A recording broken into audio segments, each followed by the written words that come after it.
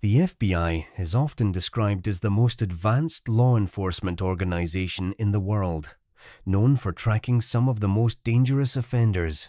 So when a young girl is taken right in front of her family, the question quickly becomes, who would abduct a 10-year-old child in broad daylight? What kind of person is capable of something so twisted? A former victim soon becomes the key to identifying the abductor. The moment she sees his face, she recognizes him instantly. Oh my God, that's him. That's him. With that, the FBI launches a full-scale search. Their focus is clear: bring the child back alive. Around 3:30 a.m., 20-year-old medical student Michanne Matson leaves a friend's house and starts the short drive home. For her, nights like this are rare. Between studying to become an orthopedic surgeon and working part-time, her life allows very little downtime. Becoming a doctor had always been her dream, her main purpose. As she nears her neighborhood, something catches her attention. A white truck sits idling at a stop sign, even though it has had plenty of time to move. Its stillness feels wrong, and the sight of it sends a chill up her spine. She continues driving for a few more blocks before turning into the parking lot of her apartment complex. The truck slips in behind her, moving at the same pace. When she glances back, she notices it has come to a stop. A man begins walking toward her. When she looks at him, he appears to be in his early 20s, ordinary enough that she gives him a polite smile as he approaches. He asks if she knows Jeff, the son of one of the security guards who works in the complex. She tells him no and turns away, picking up her pace toward the entrance. She gets about 15 or 20 feet from the outer door when she hears quick footsteps closing in behind her. A sudden sense of danger hits her. The man grabs her and presses an 8-inch knife to her throat. He warns her that if she makes a sound, he will kill her. Then he forces her back toward the parking lot. After a few steps, he pulls out a pair of handcuffs and orders her to put them on. In that moment, she decides to act confused, pretending she doesn't know how to fasten them. He manages to get one cuff around her wrist before dragging her toward his truck. While he pushes her forward, her purse keeps slipping off her shoulder. Each time, he impatiently lifts it and puts it back in place. That small gesture tells her everything he isn't trying to steal from her. His goal is something far darker. She realizes he intends to kill her. As fear rises, time seems to slow. A vivid image flashes through her mind, a girl who had once been kidnapped and later found tied to a post in an isolated field, her body left to decay. The thought strikes her with painful clarity. She refuses to end up like that. The fear sharpens into determination. If she were going to die, she wanted it to happen right there, in that parking lot, where her family could find her and know what happened. That thought becomes the anchor that steadies her for what comes next. Michanne fights with everything she has, but she can't break free. He clamps a gloved hand over her mouth, and she screams into it, biting down as hard as she can. She knows she has only a moment to choose her next move. Her eyes sweep the parking lot. Some of the cars are newer, and newer cars often have sensitive alarms. If she can hit one hard enough, it might go off. As he forces her forward, she kicks every car they pass, pushing off the metal any way she can, trying to set off an alarm and draw attention. She makes a split-second decision. Losing fingers doesn't matter if it means surviving. She reaches up, grabs the blade of the knife with her hand, and drags it down, pushing against him with all the strength she has left. Blood pours from her hand, but the sudden resistance gives her a moment to fight back. Desperate, she lets her body drop completely, going limp. With one cuff still locked around her wrist, he drags her across the asphalt, but now she's screaming, kicking, and making as much noise as she can. The struggle becomes too much for him. He finally stops. He yanks her purse away and threatens her, telling her to run back to the building and warning he'll kill her if she looks back. Then he bolts to his truck and speeds out of the parking lot. Panicked and bleeding, Michanne runs to a neighbor's apartment and calls 911. Kansas City. Missouri police officer Jason Cranball is the first to arrive. She still has one handcuff on her wrist, and her arm is visibly swollen from being dragged. Shaken and terrified, she tells officers everything she remembers. She explains that the truck was an older white pickup, though she isn't sure of the make. Still, the description is enough for responding units to begin searching the area for a matching vehicle. Officers issue an alert for the truck and begin knocking on doors, hoping a neighbor heard or saw something, but no one can offer useful information. The apartment complex has no security cameras, leaving investigators with almost nothing to work with. The forensic team removes the handcuff from Michanne's wrist and bags it as evidence. It's the only physical item they have to examine. She had described it as black and lined with something soft, and she remembered her attacker wearing gloves. But there's a problem. This particular cuff can't be processed for prints or DNA. It offers no forensic value. Detectives send the case to the Kansas City Sex Crimes Unit, but the limited details don't match any known offenders.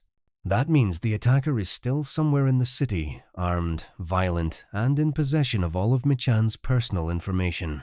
Fear settles in quickly. She has no idea who he is, where he might be, or what he plans to do next. Her identification, address, and personal details were all inside her stolen purse. The possibility that he might return weighs heavily on her. Her fear is justified. The man who attacked her isn't finished, and the FBI will soon be pulled into a frantic effort to stop him before he targets someone else. Agents feel the urgency. They know they need to find him fast before another person is hurt. The 12th of October 1999, 10 days have passed since the assault on medical student Michanne Matson. Police are certain a dangerous predator is roaming free, but he has managed to hide his tracks well. She can't bring herself to return to her apartment complex. Instead, she moves in with a friend. Sleep becomes nearly impossible, and even attending class feels overwhelming. She understands how close she came to losing her life. Survival came only because she fought with everything she had. The attacker begins thinking about his next target. He wants something easy, something accessible, and the thought leads him to a child. 6 miles from Michanne's apartment, in Kansas City's Armdale neighborhood, one 1-year-old Penny and one 0-year-old Pamela Butler are playing in their front yard. Their one 6-year-old sister, Cassie, keeps watch over them. "I have to go feed the baby. I'll be right back," she tells them. She steps inside, leaving the front door open and staying close enough to hear them from the living room. The area feels familiar and safe. The girl's mother, Cher West, is at work, confident her daughters are in good hands. She grew up in the neighborhood and knew nearly everyone on the surrounding streets. Around 5:30 p.m., Cassie returns to the doorway and asks if the girls want a snack. Pamela asks if she can run to the corner gas station to grab something sweet. Cassie gives her permission. Pamela rollerblades the short distance to the store alone and buys a package of cookies. She has no idea that someone has been watching her. As she heads home, a white truck waits half a block from her house, positioned directly in her path. From the front yard, Penny spots her younger sister skating past the vehicle. She later explains that the truck's driver's side door was open, and the man inside seemed to rise from a lying position before lunging forward and grabbing Pamela. He pulls her into the truck and climbs in behind her, forcing her down to keep her hidden. Penny's scream shatters the quiet. "Cassie, somebody took Pammy!" Cassie rushes out of the house with the baby in her arms, panicked and confused. She sees the truck pulling away and tries to stop it, desperate to reach her sister before the vehicle disappears. Cassie sees the truck speeding away with her sister inside. She runs into the street, the baby still in her arms, as the vehicle whips around the corner. The front bumper comes so close it nearly hits her. In that brief moment, she can clearly see Pamela inside, struggling, trying to push herself up while the man forces her down with both hands. What terrifies Cassie most is the man's expression. He looks calm, controlled, as if he knows exactly what he's doing. She chases after the truck, screaming that someone has taken her little sister. A few houses down, a neighbor is talking with a friend when he hears the frantic shouting. "Help! Somebody help!" He jumps into his vehicle, starts the engine, and races after the white pickup. He catches sight of it several blocks away. The truck is being driven wildly, swerving through traffic, accelerating to dangerous speeds, perhaps 70 or 80 miles per hour during busy rush hour. The driver seems aware he's being followed and does everything he can to escape. The neighbor pushes his car as fast as he dares. When he manages to pull up beside the truck, he grabs a notepad and pen he happens to have with him and writes down the license plate number. Suddenly, the abductor jerks his truck onto an off-ramp, weaving through cars and nearly causing a major collision. The neighbor has to slam on his brakes to avoid crashing. He watches helplessly as the truck disappears around a corner and out of sight. Pamela is gone. Back at the house, Cassie calls her mother, barely able to speak through the panic. Cher West is stunned. Her mind goes blank. She cannot understand why anyone would take her child, or what kind of person would do such a thing. She rushes home as fast as she can, arriving just as Kansas police officers pull up to begin the investigation. Detective Vince Davenport, recently promoted but already experienced with kidnapping cases, realizes immediately that this situation is different. The moment officers arrive, they can feel the fear and urgency in the voices and faces of the witnesses. Something about this abduction is far more alarming than most. Detectives begin with difficult but necessary questions for Cher. She and Pamela's father are separated, and though it's obvious he wasn't the driver, investigators must consider every possibility, including whether he might have had someone else take Pamela. Most kidnapping cases involve someone the child knows, so detectives must rule out family first. They then press Pamela's sisters for every detail they can recall. Penny explains that the truck looked like a Ford F-150 and that the man inside had dark hair. It isn't much, but it's a start. The urgency is overwhelming. 3 out of 4 abducted children are killed within 3 to 6 hours. Time is already slipping away. Then, investigators get an unexpected stroke of luck. The neighbor who chased the abductor calls 911 with the license plate number, Missouri 177 CE2. It's a rare advantage. In a situation where the odds of recovering a child safely are low, having a plate number gives detectives a fighting chance. They know this could be the key to getting Pamela back alive. Records show the truck is registered to a construction company in Missouri. But there's a problem. There's no contact name, and the business is already closed for the day. Detectives can't wait until morning. They discuss breaking in if necessary, determined to look through files, desks, anything that might reveal who was driving that truck. Officers race to the construction office, hoping for a name that will lead them to the kidnapper. At the same time, another terrifying thought hangs over the investigation. What if the man has already crossed state lines with Pamela? He could be driving anywhere in the country. With no time to waste, police reach out to the only agency capable of tracking violent offenders nationwide, the FBI. Special Agent Dirk Tarpley is brought into the investigation. Whenever a child goes missing, the FBI becomes involved automatically, but this case carries an added urgency. If the child is taken across state lines, it becomes a federal crime, giving the FBI full authority to act. For Special Agent Joanne Madden, the nature of the abduction is deeply disturbing. The kidnapper grabbed Pamela in broad daylight, directly in front of her home, with neighbors nearby and plenty of visibility. He didn't seem to care who saw him. His boldness signals a level of danger that alarms every agency involved.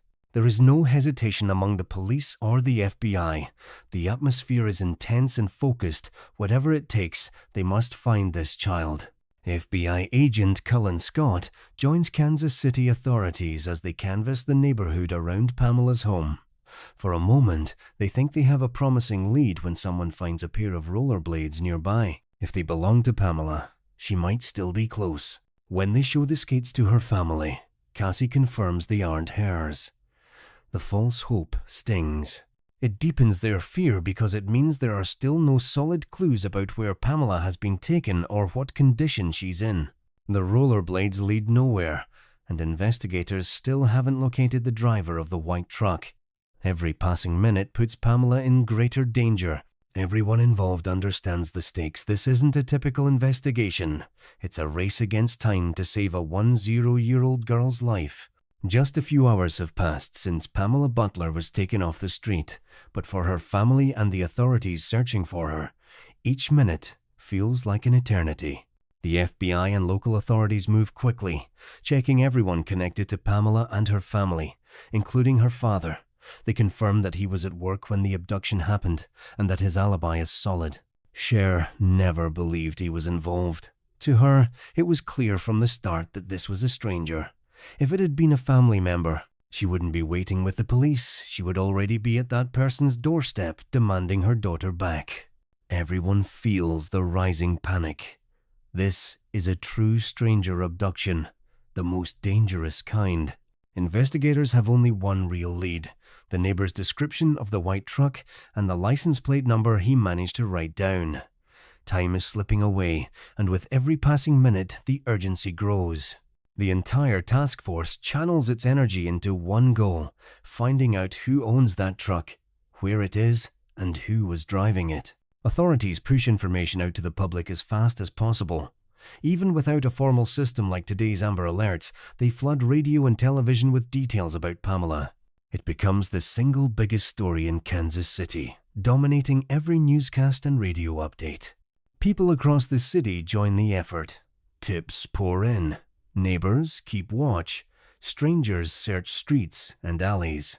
For many, Pamela feels like their own child. Cher appears on television again and again, pleading for her daughter's life. Her voice trembles as she begs Pamela to hold on and asks the public for help. She believes someone must have seen something, that one detail from the right person could bring her daughter home. The entire community focuses on the same mission: find the white truck and find Pamela. Even those who never met her feel the weight of her disappearance. A missing 10-year-old girl isn't just one family's tragedy, it becomes the whole city's heartbreak. The story hits especially close to home for Michanne Matson. She is still recovering from her own attack just 10 days earlier, when she sees news coverage of Pamela's abduction. Her heart races as she hears the description: a white truck, a young girl taken in broad daylight. Suddenly, everything clicks. "Oh my God. That's him. That's him," she whispers to herself. She realizes the suspect is the same man she fought off in her apartment parking lot, the same man who had threatened to kill her. Panic and guilt flood her thoughts. If she, a 20-year-old woman, was able to fight him off, he would surely go after someone smaller, someone weaker, who could not defend herself. Around 11 p.m., investigators receive a tip from Green Valley, Missouri, about 25 miles east of Kansas City. A couple reports that earlier that evening, around 6:30 p.m., they visited their small church on the outskirts of town to perform maintenance. In the back parking lot, hidden from the road, they spotted an unfamiliar white truck. Curious, they noted the license plate. Looking inside, the woman saw what she described as a multicolored Afghan blanket. The plate matches the one Pamela's neighbor had written down earlier that day. Green Valley police rush to the scene, but the truck is gone. A search of nearby woods yields no sign of Pamela. For investigators, it feels like starting from scratch. Where do we start now? One agent thinks, frustration and fear mixing together. Desperate for leads, authorities continue tracing the Ford F-150 to the registered owner. Early in the morning, they finally locate the construction company owner in nearby Independence, Missouri. Visiting him around 4 a.m., investigators confirm he does not match the suspect's description and has a solid alibi for the evening. However, he admits he owns the truck and reveals that he had loaned it to an employee several weeks earlier. The trail grows colder, but the search for Pamela continues. Authorities quickly focus on Keith Nelson, the employee who had been loaned the white truck. He matches the physical description of Pamela Butler's abductor. A background check reveals a criminal history that includes burglary, obstruction of justice, and assault on a police officer. Nelson has held only temporary jobs with no stable work, though he maintains a girlfriend and family ties. With a prime suspect now identified, the challenge is locating him in time to save Pamela. Investigators move into full manhunt mode. They head to Nelson's mother's house in Kansas City, Missouri, where he frequently stays. Inside, they notice a familiar item. A multicolored Afghan blanket, remarkably similar to the one reported in the truck by the church caretakers. Nelson's mother confirms that her son brought it into the house the night before and then left late. Neighbors provide another crucial detail. They recall seeing Nelson after 10 p.m., scrubbing the white pickup outside his home, repeatedly washing the truck and his hands. Investigators wonder if he was trying to remove evidence of a violent crime. Before they can act further, a dispatch call comes in. The white truck has been spotted just a few blocks from Nelson's mother's house. Officers rush to the location, hoping to find both Nelson and Pamela, but the vehicle is empty. The keys remain inside, but the interior has been meticulously cleaned. Though no blood or obvious signs of a struggle are found, investigators recover a few long hairs beneath the seat that match Pamela's hair color. With every lead, the search grows more urgent yet more difficult. The recovery of the truck had provided a tangible target to track, but now, without it, finding Pamela and Nelson alive becomes an even greater challenge. Now the questions multiply. Was Nelson driving? Was he alone? Where was he heading? Where could he be? It had been 24 hours since 10-year-old Pamela Butler was snatched from her front yard. Authorities had recovered Keith Nelson's truck, but he and Pamela's whereabouts remained unknown. The tension among investigators was almost tangible. Every passing hour felt heavier with uncertainty. They knew who the suspect was, but he was eluding them, managing to stay just out of reach. Pamela's family endured an agonizing wait. Cher West recalls the growing fear as night turned colder, realizing her daughter had no coat and likely hadn't eaten. I just wanted to grab her and hold her. I wanted to make sure she was safe, but I couldn't because I didn't know where she was. Investigators comb through hundreds of tips from the public, clinging to the hope that one lead might finally point them to Pamela. In the early hours of Thursday, October 14th, that hope seemed to surface. A driver called 911 to report a white van speeding down Interstate 70. Inside were two occupants, one matching Nelson's description and an unidentified female. Authorities rushed to intercept the vehicle, hoping it was the abductor, and most importantly, that Pamela was still alive inside. A tense half-hour chase ensued before police forced the van off the road. Cher West watched the drama unfold live on television, her heart pounding with hope. But relief was short-lived.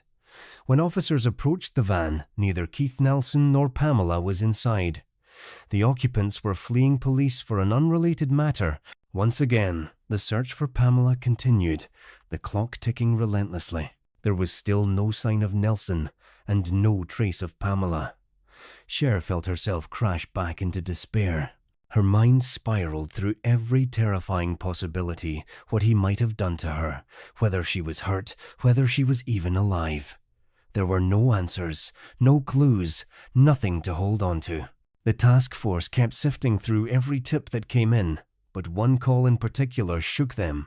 A day laborer who had previously worked with Keith Nelson reported that Nelson had boasted about dark fantasies just weeks earlier, fantasies involving the rape and murder of women. He described violent, predatory acts Nelson claimed he wanted to commit. Nelson even talked about finding a piece of isolated land where he could assault women and dispose of their bodies without being found. To investigators, this wasn't just disturbing, it confirmed their worst fears. Pamela was in the hands of someone deeply dangerous. Nelson's mindset revealed a darkness that suggested he was capable of escalating violence, quickly and repeatedly, if not stopped. Around 1:30 p.m., a new twist emerged. Lori Torres, a secretary with the Kansas City, Kansas Police Department, was driving near the Kansas River.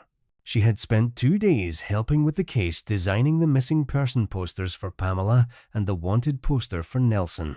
As she drove slowly along the levee, she noticed a man sitting below near the riverbank. The moment she saw his face, something clicked. His features were burned into her memory after staring at his photo for days. When the man turned around, she froze. It was him. Lori Torres is staring directly at Keith Nelson. She is unarmed and has only seconds to act. Thinking quickly, she improvises an excuse to engage him. "Hey, have you seen my dog?" she calls out. Nelson replies, "No, but would you come down and help me?" "What's wrong?" she asks. "I hurt my foot and my ankle," he says. "Okay, let me go turn around and then I'll come back," she responds, buying herself time. Lori speeds to a nearby railroad site, hoping she can gather enough men to safely apprehend Nelson before he flees. If she fails, a dangerous predator could slip away again, with Pamela still in his grasp. For 2 days, the FBI and local authorities have chased every lead, exhausting themselves in the process. Now, it is Lori, an unarmed police secretary, who has unexpectedly located him. She recruits several railroad workers who call the police and cautiously approach Nelson. Nelson notices them coming and attempts to run, but his injured leg slows him down. He is forced to climb out of the river, where the railroaders form a circle around him. He sits on the ground, looking confused, and repeatedly asking, "Am I in trouble?" Within minutes, police and FBI agents arrive on the scene, followed by news crews. The arrest is broadcast live on Kansas City television, watched by thousands who have been anxiously following the case for 2 days. Nelson is flown to a nearby hospital to be treated for a broken ankle. Only then can investigators finally begin questioning him about Pamela. Frustration mounts as they await answers, knowing time had been critical in keeping the young girl safe. Keith Nelson remained brazen, refusing to disclose anything about Pamela's location. Investigators understood this was typical behavior for sexual predators. He derived a sense of power from knowing something no one else did. Even in handcuffs at the hospital, facing the likelihood of life in prison or worse, Nelson probably felt a twisted satisfaction in holding that secret. For Cher West, it was another crushing disappointment. "It's hard," she said. "He's getting treated, and I still don't know where my daughter is." Despite the frustration, authorities were determined not to let Nelson win. They knew he would not be the one to keep Pamela.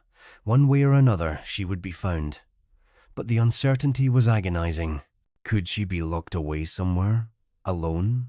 Hungry? In danger? The unknown made the search even more urgent. Agents, police officers, detectives, and volunteers concentrated their efforts along the river where Nelson had been apprehended.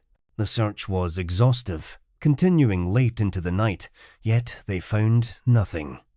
Every minute without a clue intensified the pressure, as investigators refused to pause until Pamela was safe. They carefully reviewed all the evidence they had collected and decided to search one more location that might lead them to Pamela.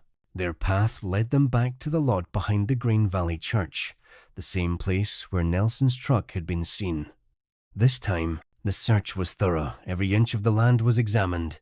Over 100 law enforcement officers lined up side by side, pushing deep into the dense woods. The terrain was challenging, cluttered with tree limbs, thick undergrowth, high weeds, and fences, making movement difficult. During the search, an FBI agent noticed a piece of clothing. As he approached, he realized it was a small pair of children's underwear. Around 12:30 p.m., 3 days after Pamela's abduction, another searcher spotted a pile of sticks beneath a tree in a field north of the church. Beneath them lay the lifeless body of a young girl, Pamela Butler. The coroner confirmed that Pamela had been raped and strangled with a wire, likely within an hour or two after she was taken. For those who have spent years investigating such cases, the horror is difficult to forget. It's almost impossible to imagine what Pamela went through, rollerblading one moment and the next, being grabbed, thrown into a truck, and silenced by a stranger. The terror she must have felt, calling out for her parents, only to be met with unimaginable violence, is haunting. Her final moments were filled with fear, pain, and helplessness, and that image lingers long after the case is closed. The news investigators brought to Pamela's family was devastating. Colon Scott, the FBI agent, had been a familiar face. He had promised that if they found Pamela, he would return to tell them. When he appeared on the porch, a gut-wrenching sense of dread immediately settled in. Her family knew before he spoke. "She's dead, isn't she?" came the painful question. He asked them to sit and gently revealed that Pamela's body had been found. Overcome with grief, there were no words, only tears and a numbness that refused to fade. The reality that she lay in a casket, never to return, was unbearable. Keith Nelson faced 2 federal charges: aggravated kidnapping resulting in death and interstate travel to commit aggravated sexual abuse of a child resulting in death. He pleaded guilty, yet displayed no remorse. In court, his words were chilling and callous. He even said, "Everyone thinks it's so hard to kill a child. It's not that hard." The sheer audacity stunned everyone present. Ultimately, he was sentenced to death and now awaits execution in the federal prison in Terre Haute, Indiana. For those left behind, life would never be the same. Michanne Matson, overwhelmed by the trauma, left medical school and became a 911 police dispatcher. "When I was alone, these officers cared not just about me, but about Pamela and her family. They poured their hearts into finding her and bringing Keith to justice. It broke them," she recalls. "Her work now is a way to honor them. Every day, I pay it forward. I do this job to thank them and to have their backs just as they had ours." Even years later, the grief persists. "I still write in a journal when I feel down. I miss her. I love her. Even 12 years later, it doesn't leave you. It plays over and over in your mind. The loss is permanent, but the memory fuels a commitment to justice and remembrance.